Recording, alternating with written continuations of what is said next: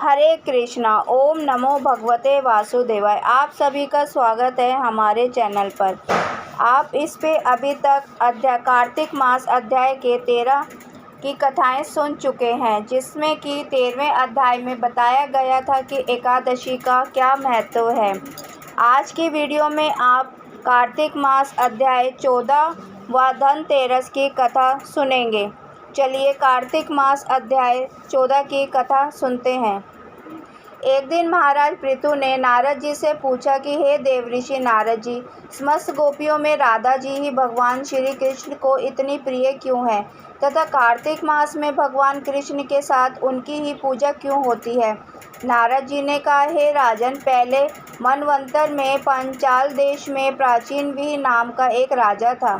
उसने विष्णु भगवान का एक अत्यंत सुंदर और विशाल मंदिर बनवाया। उसमें नित्य प्रति विधि विधान से भगवान का पूजन हुआ था। उसी नगर की एक अति सुंदर स्त्री प्रेम में विह्वल होकर भगवान के सामने मोहक नृत्य किया करती थी। उसकी हर समय एकमात्र यही लालसा रहती थी कि वह किसी तरह भगवान के गले में बाहें डालकर नृत्य करे। एक दिन उसने अपना समस्त धन गरीबों में बांट दिया और भगवान के सम्मुख नाचते हुए अपने प्राण त्याग दिए। स्वर्ग में वह स्त्री चंद्रकृति नामक अत्यंत सुंदर देवागन बनी। एक दिन वह दर्पण में अपना अद्भुत रूप लावण्य देख कर मन ही मन कहने लगी कि हे भगवान के अतिरिक्त अन्य कोई मेरा पति नहीं हो सकता। ऐसा विचार करके वह भगवान की छवि मन में धारण कर नृत्य करने लगी। कुछ समय के बाद दैत्यों के आतंक से दुखी होकर समस्त देवता ब्रह्मा जी की शरण में गए। तब ब्रह्मा जी ने भगवान विष्णु के कृष्ण अवतार लेने का संपूर्ण वृत्तांत देवताओं को सुनाया और साथ ही उनको आज्ञा दी कि देवता ग्वाल बाल एवं देवागण गोपियों के रूप में जन्म लेकर भगवान की सेवा करें। देवागण चंद्रकीर्ति ब्रह्मा जी से प्रार्थना करती हुई बोली कि हे पितामह, भगवान स्वयं मेरे साथ नाचे, मेरा पूर्व जन्म का यह मनोरथ पूर्ण करने की कृपा कीजिए। तब ब्रह्मा जी ने वरदान देते हुए कहा, तुम नंदग्राम में वृषभान गोप के यहाँ राधा नाम से जन्म लेकर समस्त ब्रज गोपियों से अधिक भगवान को प्रिय होगी।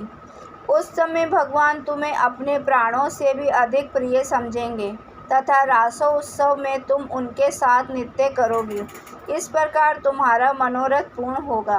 ब्रह्मा जी के वरदान को पूर्ण करने के लिए श्री कृष्ण अवतार में भगवान ने राधा जी के साथ रासोत्सव में नृत्य किया और उन्हें अपने प्राणों से भी अधिक प्रिय माना। बोलो श्री राधा रानी की जय। बोलो बाके बिहारी लाल की जय। कार्तिक मास अध्याय 14 समाप्त।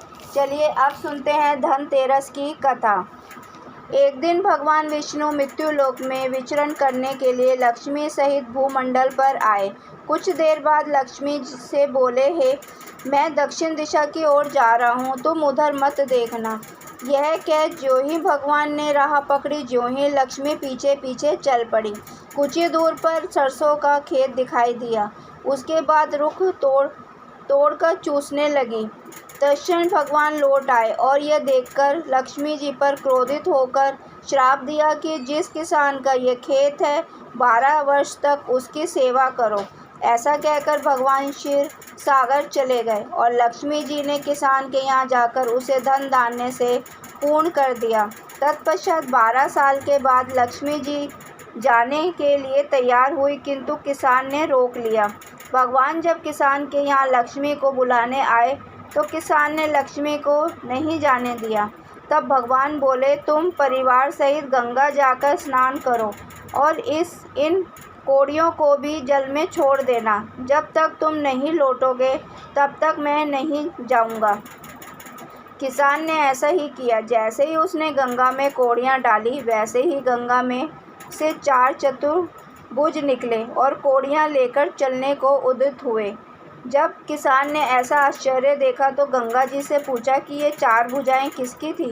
गंगा जी ने कहा कि हे किसान, यह चारों हाथ मेरे ही थे। तूने तो तूने जो कौड़ियाँ मुझे भेंट की है वह किसकी दी हुई है? किसान बोला, मेरे घर में 2 सज्जन आए हैं, उन्होंने ही दी है। गंगा जी बोली, तुम्हारे घर जो स्त्री है वह लक्ष्मी है और पुरुष विष्णु भगवान है।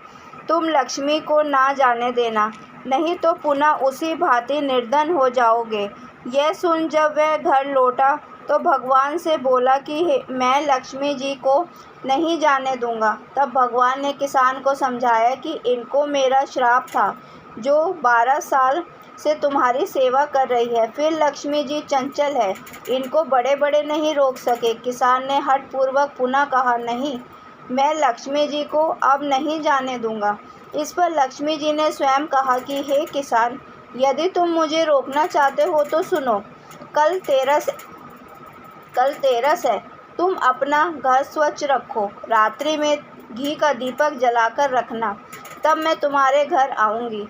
उस समय तुम मेरी पूजा करना, किंतु मैं तुम्हें दिखाई नहीं दूंगी। किसान ने कहा, ठीक है, मैं ऐसा ही करूँगा। इतना कहकर और सुन लेने के बाद लक्ष्मी जी 10 दिशाओं में फैल गई। भगवान देखते ही रह गए। दूसरे दिन किसान ने लक्ष्मी जी के कथा अनुसार पूजन किया।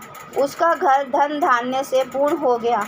इसी भांति वह हर वर्ष 13 के दिन लक्ष्मी जी की पूजा करने लगा।